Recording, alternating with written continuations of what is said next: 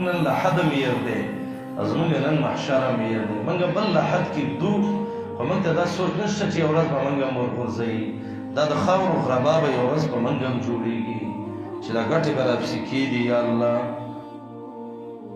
او بیا به هم لحد کې بند کړي او بیا به د هغې نه وروسته وایي هلکه خاوره پرې ورولئ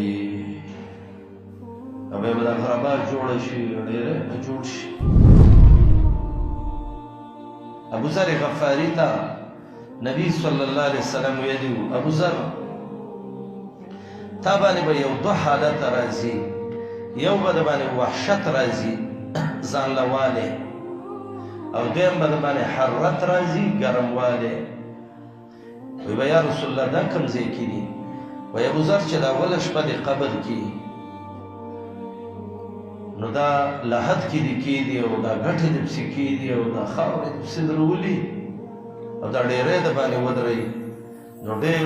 یو د ځان لوالي کور دی او دویم چې محشر کې رارواني او دا اوږده ورځ ده چې دا د خلکو نه به خولې رواني نو دلته به باندې ډېره ګرمي راځي خو ابوذر زه به ته یو دوه عمله وښیم دا عمله وکړه الله به دې د قبر ځان لوالی هم ختم کړي او الله سبحانه وتعالی به د قیامت د ورځې ګرمي ختمه کړي ستاسو ته ضرورت دی ویې ورته ویې ویلې ویصلي فی ظلمة اللیل رکعتین للحدک د شپې تورتم کې یو ځای کې ودرېږه کم څه کم یو دوه رکعته لمونځ وکړه الله به په دې تورتم د لحد تورتم ختم کړي او قبر به الله رڼا کړي وصوم یوم الحر الشدید لحشرک او چې کال کې کمې ګرمې ورځې دي په دې کې روجې ونیسه الله به د قیامت د محشر د ورځې هغه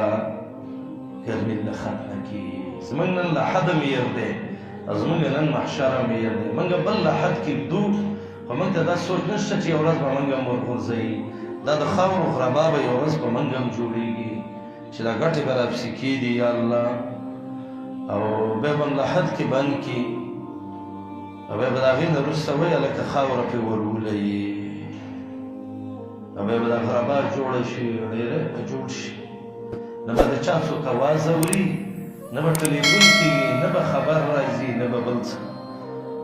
او دا د مرګ داسې سفر دی که نه دا ډېر ناشنا سفر دی څوک چې دې لار باندې تللي دي بېرته جواب هم نه دی راغلی او څوک چې دې لار باندې تللي دي ټلیفون یې نه دی راغلی چې یو ورځ ټلیفون وکړي او سړی وایي چې زه د فلاني څه خبرې وکړم دا سفر ما او تا باندې ټولو باندې راروان دی زموږ استاد چې څه ورونه وو هغه موږ نه په سفر لاړو په دې سفر باندې تللي دي بس ګاډی راغی او هغه یې ور وختله ولاړ او موږ په شټاپ باندې ولاړ یو ورته پته نه لګي چې ګاډی زموږ څه وخت راځي الله دې موږ سره د دې لحد او د حشر فکر پیدا کړي کله چې دا فکر موږ سره پیدا شو بیا به دا دوکې دړاکې او دا ګڼکپېنې د شی نه موږ نه کوو